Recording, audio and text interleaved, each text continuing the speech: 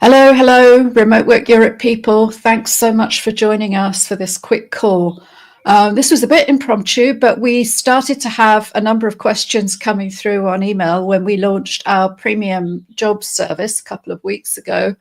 And we've always been about transparency here at Remote Work Europe. And we've also always been about good documentation and making conversations visible so that they can be referred to over and over. So we thought the best thing to do would be to gather up those questions, ask people if they had any others, and put them all together in one conversation where you can get the benefit of both my perspective and Diana's, because she actually does all the work behind the scenes in creating that newsletter that you're used to seeing dropping into your inbox. So in our inboxes, we've had a number of questions that have come back about this conversation. People have wanted to know things about where we're going more generally, about why we're launching a premium service, what it means for your existing subscription to the newsletter, the free one. And some of those questions we've kind of merged together to try and address them more collectively, because when a few people ask the same question, it's one that probably more than a few people are thinking, because not everybody actually gets around to writing it down and putting it in an email and so on. So particular thank you to those people for being the spokesperson for the group. However, if you're watching and listening now, where you've got a question that we're not addressing, then please put it in a comment. We will try to deal with as many of these live as we can. Anything at all about our premium newsletter service, we want to try and explain everything today, because from tomorrow, obviously the free trial goes away, those of you that are already subscribed. So we'd love to take as many of you with us as we can. And yeah, that's basically what we want to talk about today. So we've had a number of questions that come under the broad kind of heading of what exactly do I get here?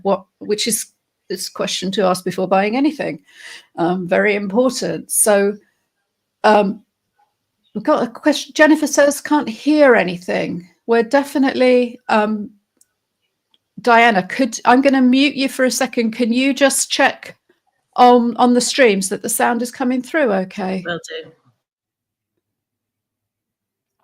And because we don't want to go ahead if somebody's trying to watch live and they're not able to follow what we're doing. So it's often very difficult to troubleshoot which end that problem is happening on.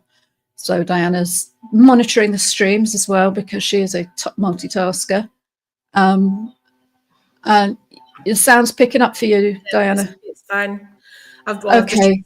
Group and it's fine in the Spain group, so yeah, seems okay. Okay, sorry about that, Jennifer. There doesn't seem to be anything we can do on our side because the sound is being broadcast. But remember that this will be live after. Oh, you can hear now. Amazing. Thank you. It's always great to know there's somebody out there listening in real time, and it's even better if they can hear what we're saying. So thank you. We like that. So let's talk about what you actually get if you subscribe to our premium newsletter and how that compares to what we already do and what we don't. I mean, the most important thing, the thing that we are, this sounds awful, but we're taking away from the free thing and putting behind the paywall is the jobs listing. Now, for many people, we know that's the biggest value add of being part of Remote Work Europe's mailing list and that newsletter. We hope you read the rest of it too, because I promise you that a lot of thought and work goes into that content. But we know, like from the heat maps and the data we get and where the clicks take place, that what you're really interested in is the jobs. So Diana, I wanted you to do this AMA with me because you do this bit. So can you give us some indication of what goes into that? How do you find these jobs? What kind of process does that involve?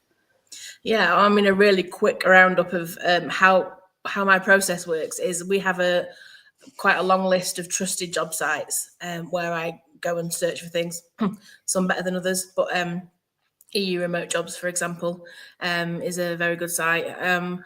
And I go on each site and I use search parameters to find jobs. Obviously, we really need to find jobs that are in Europe and that can be done from Europe. So that's one of my search parameters. And then I find a list of jobs and I have a look. I try not to add anything too techy. I do add tech jobs occasionally, but I try not to add anything, like all of the jobs are not techie jobs. They're all kinds of customer service. They're virtual assistants, or social media, they're writing jobs, and I use all those terms to search as well. So I scroll down, and I do a lot of scrolling. There's a lot to scroll through. A lot of them aren't suitable. I find 100% remote jobs in Europe or can be worked from Europe, and then I click on each job and I read the whole job ad, making sure that there's no hidden but you must come into the office twice a week type things, or you have to be a national of a certain country or anything like that. I make sure there's nothing in there that all of our people can't do. Occasionally that I add jobs as well for other countries, like specific countries, so we can have a UK based job or a Germany, but there's a lot of German ones actually, a Germany based job or a Spain based job. And then we use the country flags on the newsletter itself to identify which of those you need to be in. But we try to find a lot of Europe-based jobs so everyone can have a look at them and apply for them if they're suitable. So yeah, it's a long process to go through, and there's a lot of scrolling and a lot of reading. There's ends up reading for hours, reading all the job ads and making sure that they're right for everybody and there's no secret scammy nastiness in there. There's so much of that out there. Unfortunately, we get, it's interesting, all the things you said you check against, because we have to deal with those same things when people try to post directly in the groups, particularly the Spain group, which gets submissions every week. Like I binned out a job this morning that looked perfect because it was all over the job listing. It said remote in Spain, anywhere in Spain. And then just in the small print, it said you've got to spend 30% of your time in Madrid in their office. It's like, why are you describing that as remote? There's a good word for that, hybrid, but this is not hybrid work Europe. This is remote work Europe. And if it's not truly location independent, it doesn't get in. So that's part of the work that Diana does to really add that value to what you're getting in that newsletter. The other thing that we are, and this is brand new, that we are creating this community to bring people together who is subscribed to this service so that we can actually work on things as a community. Because the issue we have with the public Facebook groups, the country Facebook groups, is that they're public. So, we have the one monthly thread, particularly in the Spain group, where we encourage people to post about what they're looking for. But what we can't deal with in there is, how should I frame my experience in this industry? What transferable skills can I bring out in my application? Or, here's my CV and here's a job ad. Do you think there's any potential overlap there? Or we just can't get into that stuff in a public group with like 50,000 people on it. It would be actually doing you a great disservice if we tried to, because you'd end up disclosing just way too many things. And we know that people will end up with spam in their messenger and all sorts of horribleness. So we limit that in the public groups, but we're well aware that there is a gap. And we had a question already in this thread about creating a resume that actually matches the way that the initial sifting is done. Can be algorithmic via platforms like LinkedIn. There are applicant tracking systems. All of those things we can learn about, we can talk about, but we just can't get into it in the big public groups, which is why we wanted to create this space for you. I think the other way that I really want us to use this community is for short notice jobs, because I know, Diana, that sometimes you're looking for jobs at the beginning of the week and you go back to check it, like you'll be doing this evening before tomorrow, and what happens? It's closed. Yeah. LinkedIn immediately tags it as not accepting any more applications. And then you look and it says more than 100 people clicked apply. And that more than 100 could actually be in the thousands. And of course, they've just been overwhelmed by it, even their automated tracking system. So what we want to do with this private community is start feeding through there all the jobs that never make it to the newsletter, because they do exist, and we want to find a way of sharing them with you, and sometimes people share them with us. This is because we've been doing this for a couple of years now. People are coming to Remote Work Europe because they want to recruit. But again, once we put it in the newsletter, once they put it on something like LinkedIn, the overwhelm tends to happen very quickly. So we know that speed really matters. And so being across that. Yeah. Also, if people often say, "Don't put it in the group. I don't want thousands and thousands of applicants. I just want a few sort of select people who can do the job and who are not just everybody applying for it, because it's too overwhelming for them." So they often say, you know, having it in a private group would be way better for the recruiters that come to us directly. It's true, especially those ones that do still this today rely on that human process, and you know, you want a human to actually read that application, and you also, you know, we want to help you make it a no-brainer for them to progress it. And yeah, sorry, it's Jennifer saying that LinkedIn allows 100 job applicants first on their premium job search, right? Yeah, I mean, sometimes, yeah, that's another disadvantage, that if things end up on LinkedIn, that you might not even see them until they've been through that filter already. And of course, you know, LinkedIn's a business. Obviously, Microsoft are really hard up, their shareholders.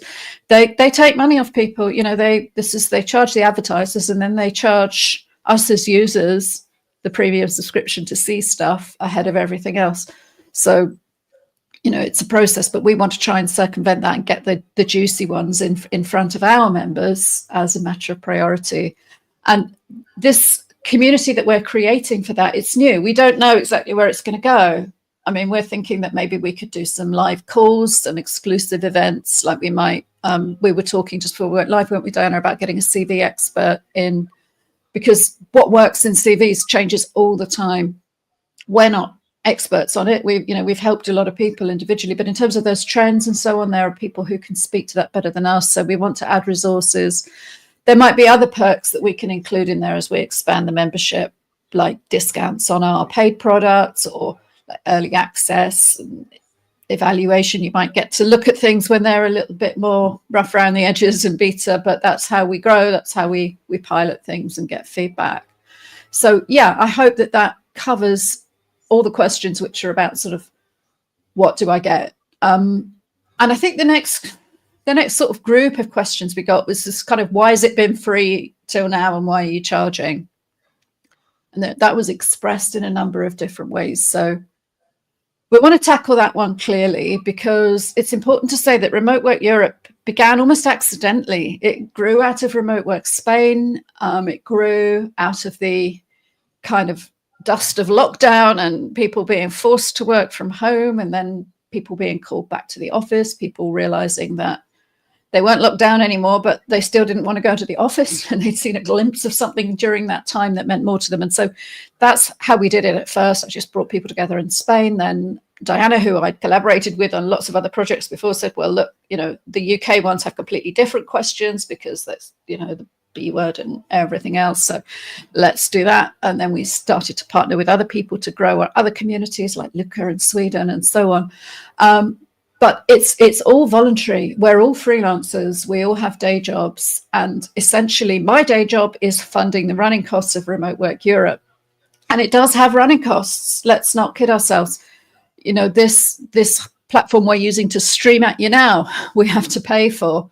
The mailing list has quite big hosting costs because we can't just dump everybody in a spreadsheet. We have to make sure things are managed under GDPR. We have to make sure things are segmented, so I don't send a warning alert about Spanish tax filing deadlines to people in Sweden or whatever. You know, it's so all of that process, that segmentation, it takes time. Diana's time, you know, she is a professional virtual assistant, and I respect that time, and I want to pay for it. So it's that work that she does every week to bring you that list is quality work. And the jobs curation, you know, above and beyond, most of it is software, but the jobs curation list, that is the most time consuming and high value work we do. There's no AI that could do it. There's not a robot Diana that I could bring in instead. So, you know, this is why we are having to introduce a charge. And we've debated long and hard about this because we realize that the people who need this most are, we're not a job posting site. That's the thing. In response to Jennifer, who I really appreciate interacting with this, we are not a job posting site. We're not a careers service. We are a community and information service. And I think it's really important that this is what we wanted to try and get clear today. There are definitely job posting sites that we recommend, and I'll pop some more links in on the comments of this stream. But the problem is that apart from EU Remote Jobs, whose jobs feed we have on the website already, there aren't any others that are specific to Europe. So I think all the mention of the forum, and you'd be happy to pay for this and not for that. We've tried to bundle this together in a way that will be as accessible to as many people as possible at a price point that we really couldn't divide any further. We couldn't separate one bit off from another. 10 euros a month is, I think I said in one of the emails, that's like a posh coffee in Valencia, certainly. You could pay more than that in the really central bit. You can pay more than €2, depending on what stuff you want in your coffee. But we figured out that if you could make yourself a coffee at home instead and peruse our email once a week, then that could be a good investment in your career if that's what you're looking for at the moment. So that's what we wanted to focus on, really, is the community backup of it and that jobs list, which are the kind of things which are really useful for people who are seeking work either now or in the future, or just trying to stay across what's really going on. And just to be clear, the regular bit newsletter will stay free. Whether we can still afford to do that every week, I don't know. This is something that we're evaluating now. And, honestly, the reason we're doing this AMA is because hundreds of you didn't immediately rush over and join us in the premium section. We realized there were still questions to be answered about that. So there will still be a newsletter, but exactly what it will look like will have to depend on the resources that we have to support it. But the main thing is we will still be sharing, we will still be promoting this knowledge, things that we care about. We'll still be creating content because it's meaningful. And when I have professional clients who bring me in for consultancy or training and speaking, that will cross-subsidize the creation of all of this stuff that we want to keep putting out there, because the reasons we started this haven't changed, right? We've been working, for me, it's 25 years this year we've been working remotely. How long is it for you, Diana? About 15 years, probably a bit longer. I've lost count. Oh God. So that's like 40 years together. That's really quite shocking. But that's a lot of experience, and that's a lot of belief and proof of concept in this way of working. So we are definitely going to keep doing this. We don't know exactly what it's going to look like, and it's the jobs curation bit that we want to fund. So I think there's another whole batch of questions we got in, which kind of comes back to the same thing of what you're paying for, but can be summed up along the line of, aren't all these jobs being advertised in the public domain, or do you have access to some secret source of jobs? But basically the upshot is, can't I just get all this information for free? So, yeah, of course you can. All of the information in the world is pretty much a Google search or Perplexity search away now. So let's just remind ourselves, I think, what you're paying for. Diana, can you talk to us again about sort of how you search for these jobs, the entry and mid-level roles, and what that really looks like, because that's what people are getting. Well, first of all, let me say it takes me around an hour to find 10 jobs. So I'm not just clicking on a website and clicking every single job that is on there that meets my criteria. I am finding suitable jobs through the hundreds and hundreds that are on the job listing sites. So it takes me around an hour, like I said, for 10 jobs. So to do 30 jobs takes around 3 hours. Sometimes it's quicker. Sometimes there are lots of suitable jobs out there. And it's not just one site that I'm using either. I use about between 10 and 15 sites every week to find the jobs. I like to sort of mix it up, and because also that's giving people access to those job sites themselves. So if you click on a job for a virtual assistant on remote.com, you might find that that's not suitable for you, but you can go on remote.com and find other jobs that you might like. So you're getting access to these 10 or 15 job sites through us posting them in the newsletter each week. So also it's the reading of each job ad. When you're looking for a job for yourself, it's slightly different, because I'm trying to find a wide variety of jobs for people. So we have a really good selection on the newsletter of all different kinds of jobs, because we don't want 30 virtual assistants jobs. We don't want 30 marketing jobs. We want, project managers and HR people and recruiters and all sorts of things. So I have to find all these different ones for people so that everybody has a little selection that they can look at, hopefully. always feel free to let us know if there isn't anything ever on there that you don't like. There's nothing for you, a different sort of type of job that you want to look for. We're always happy. I think that's something we can really tighten the feedback loop on in the community as well. There are people who join us and say, look, I'm only interested in English teaching jobs or something, then that will give us more of a steer, because we do get that in reply by emails sometimes. But and we can add more in the community. If somebody does give us that feedback, we can say, I haven't found anything like that recently, but I'll go and have a look for you and I'll find something for you. And happy to do that in the private community, not in the we want to make this valuable to people. And so what you're paying for is, yes, all the information is out there. We do get people bringing jobs directly to us, which is great, but the vast majority are definitely in the public domain, just like all the information in the world.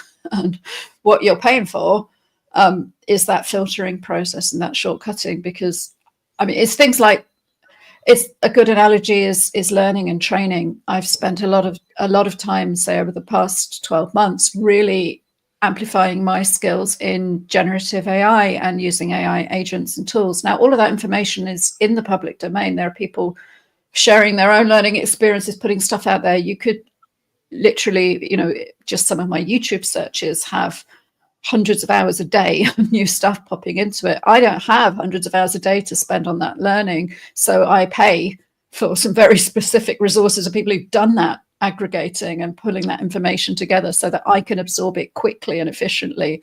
And I think when it comes to job hunting, your time is needed for the process of actually creating your own application.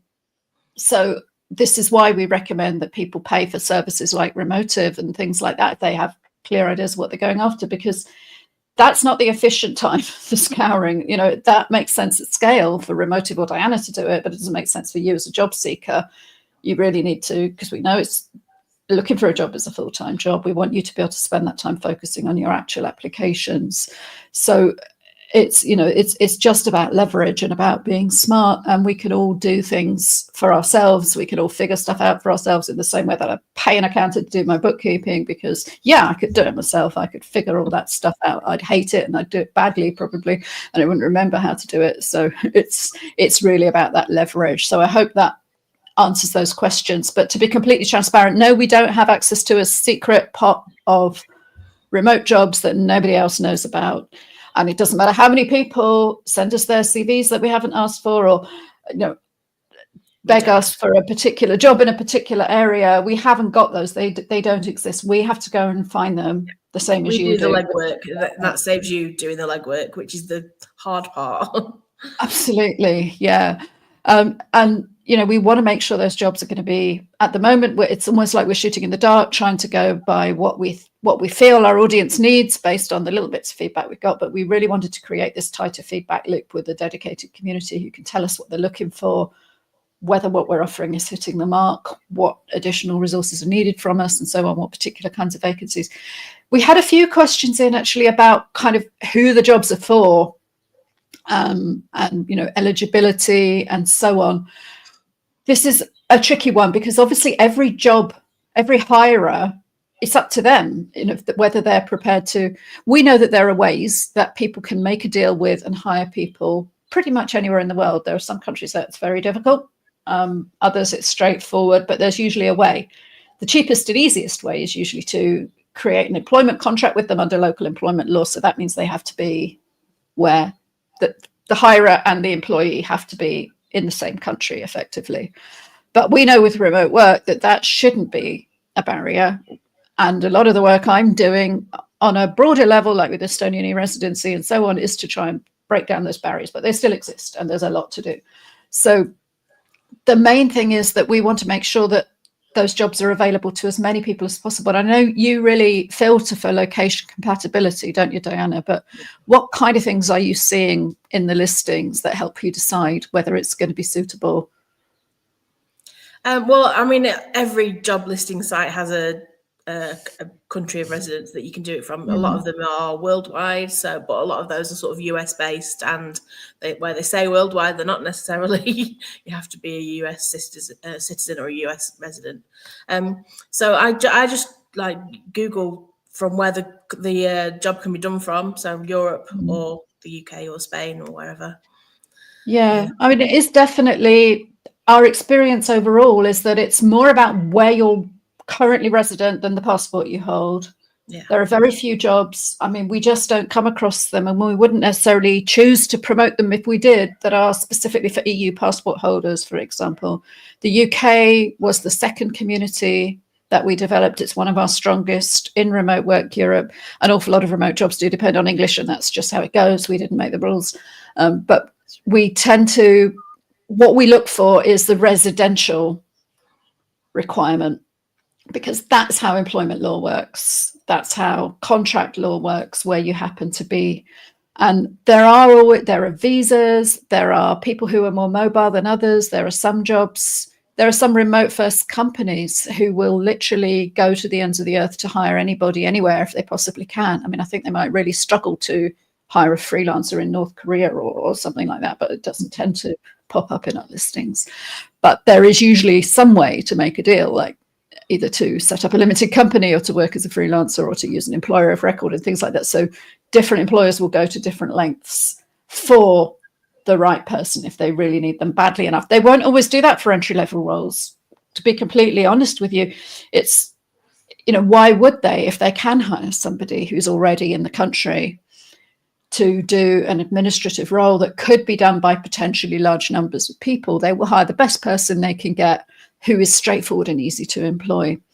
If they need somebody with very niche professional skills, however, that's when they might be more likely to fund a highly qualified visa application in Spain, or to engage the services of an EOR like remote.com. But that puts hundreds of euros of admin layer on top of the salary that they're actually paying out. And there might be some roles where it's really not suitable to contract through an EOR for legal reasons. So, we recognize that our community includes EU citizens, but it also includes expats, it includes digital nomads, it includes freelancers, it includes immigrants. And we want to try and promote roles that are open to as many people who are likely to be on the bit of territory of Europe.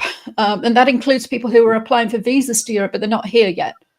So it might be that a role is open to only people in Europe, but we know that there are people who are, their visa applications in hand, and they want an additional freelance role or something. So we will include those. We do include global roles as well, don't we, Diana? Yeah. From time to time. Yeah, I always make sure that those global ones are available to work from, literally from anywhere. Yeah. I don't know how that works with the individual and the individual country. Obviously, there's other things to consider. Some companies are so huge that they have an entity in every country in the world, or all the main countries in the world. So that is not an issue. But it would maybe mean more questions to be asked further down the line if you get through to the process or whatever. There are also global companies that need people in Europe. I mean, my other half works for a company which is based in the Americas, but they need support staff in Europe because they don't have somebody in Canada who's ready to respond to emails that come in when they're all asleep. So it's definitely worth bearing in mind that the hirers and employers, if they're fully remote, they're working in a global context. And Europe's a really important market for that because we're sort of plonked in the middle. We can work with clients in Asia. We can work with clients in the Americas. We're kind of in the middle of the time zones, and that's a great place to be collaborating from. So what other questions have we had? We've had a few about the Facebook community, and I think we've talked about that bit already. People are saying, what will it be like? And so on. I think the main thing is that we don't really know yet. I mean, we're evolving this out of an existing community that we've used for specific projects in the past, but it's new, and this is a chance to really shape it, to be part of it from the beginning. I mean, what do you think, Diana? Where could we go with the Facebook group? I mean, what it will be like will be dependent on the people that are in it. It's kind of everybody's group, isn't it? It's going to be, they can have access to us like in a smaller environment. So it's not just a huge 50,000 group of people. They can ask us questions directly. They can speak to each other. They can form collaborations within that group, which has happened before in that group that we've used it for various different things. So it's kind of, how long is a piece of string? It can be all about the jobs. It can be people asking questions about, has anybody found, does anybody know about any jobs? And people might have done a job search and not found anything suitable for themselves, but seen some really good job opportunities and could share them with other people. It's not just about us giving our advice and information out. It's about the community as a whole to interact with each other and help each other out as well. So I think that's what we've always wanted to be about with Remote Work Europe, is the community. And we also really like the idea of bringing people together from different countries, even though the public groups, which is more sort of local, like questions about tax or schools or whatever, we really like the idea of remote collaboration across the whole region. We've got the LinkedIn group as well now, which is, again, all countries, though we won't get into the personal stuff there because it's LinkedIn and it's too public. But what I hope is that the Facebook community can be a place for accountability and support as well. Share your wins, tell us when you land a job or an interview. We can help try and prepare for that interview and so on. Encourage each other. It's hard work. We say we're all freelancers, so effectively we're seeking work all the time, and it's blooming hard. You need a bit of a community and motivation around that, which we can provide, because if you're working remotely, you might not have that in your immediate community and circle. So we want to be there for that as well. Somebody else asked said they're not job hunting right now, but is it still worth it? And I mean, that's completely up to you, really, whether the other aspects of value of being around that community, of staying across trends, of being able to ask questions of me and Diana and the other moderators directly in a private space, is of value for you of a couple of euros a month. I can't honestly answer that, but I think, I don't know, everybody should be job hunting all the time, even if you've been in a job for 20 years. We have seen so many people in the last couple of years in the remote space, especially in the tech industry and so on, who really, they were people I thought were going to be there for life and were going to grow with that company. People who are very senior and literally like a month's notice or clear your desk now, and logged out of everything that day. And it's really brutal out there. This is why we say to people, everybody should keep their LinkedIn profile up to date. Everybody should keep a sense of where they're going next, of what's going on in their industry, what it takes to actually create a good application. Everybody should keep their CV up to date. These are tough times, the idea of there being some kind of performance process and improvement and gradually easing you. No, that isn't happening anymore, particularly in remote companies, because they've probably got a queue of people that they want to try instead. And if they want you out, you'll be out like that. So not trying to scare anyone, but we do think that there will be value for being part of this community, even if you're not thinking, well, I'm looking for a job actively right now. But if you're thinking within the next 6 to 12 months, I need to start seeing what my worth is in the market. I need to start making sure that my networks are up to date, that I'm across market trends and the way that job types are evolving and so on. And just keeping your options open. I mean, for me, that means being a freelancer. Would never put all my eggs in one job basket again. But if you do, then that means you've got sort of like all of that security of knowing what you're going to earn every month, but then you've got all of that vulnerability that somebody could take it away. So not trying to freak anybody out with that.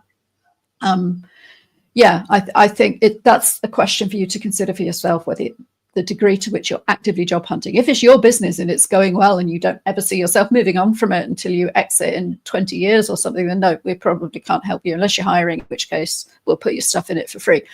But anybody else, if you don't have 100% control over your work or your income, then I think it's worth investing in yourself to keep your options open. So any more questions? If you do have questions, please put them into the chat, because we're coming to the end of the ones that we had pre-submitted. Somebody said, could they try it out first? And what happens if they don't subscribe and so on? Well, the job section, you've been trying out first anyway, if you're on the mailing list. If you're new to the mailing list, then you will get a couple of weeks optionality on that.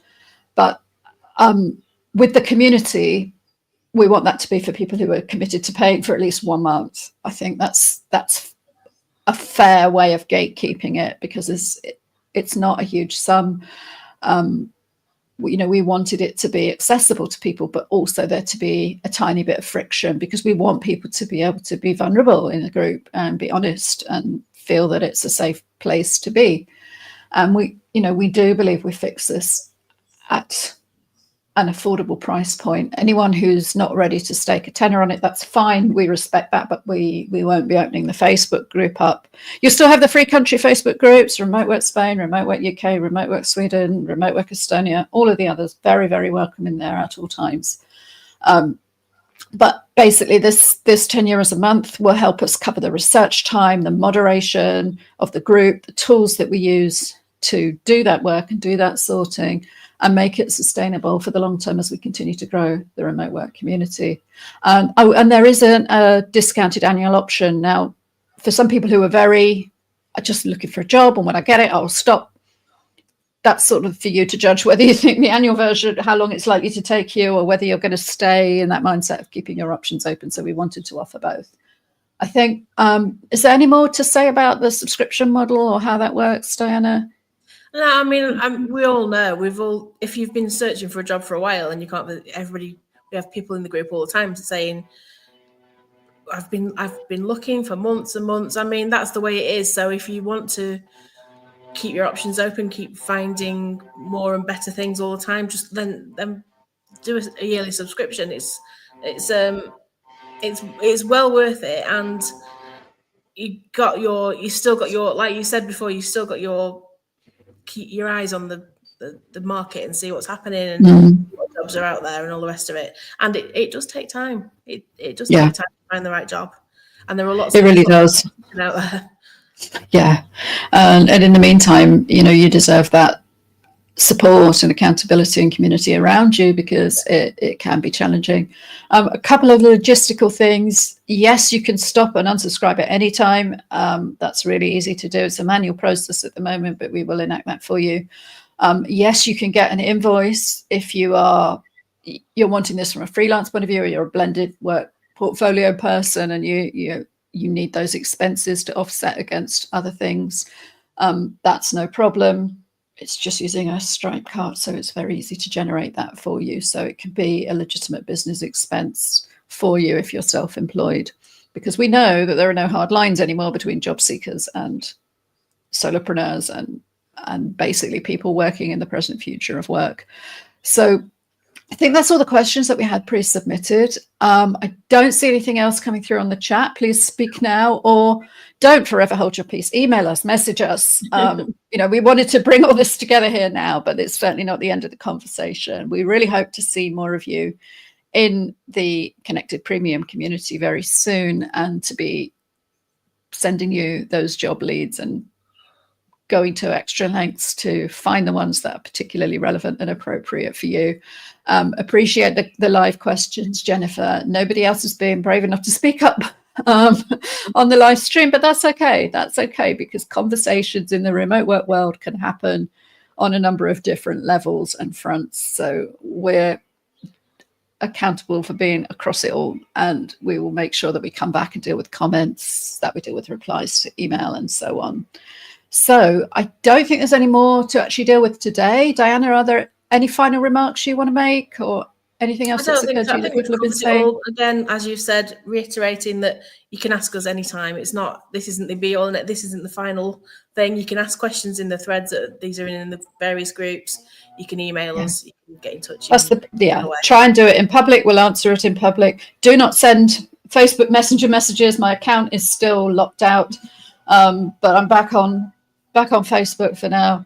And if we have further problems with Facebook, we will move the premium community to LinkedIn or somewhere else, because we definitely don't want Meta to have control over everything we do. I appreciate the people who've stuck with us despite that. So thanks for listening today, or whether you're watching this back on the replay. It's been great having you with us, and have an awesome Thursday. Thanks for joining us, Diana, as well. Thank you, Maya. Been great collaboration. All right, take care. Bye, everyone.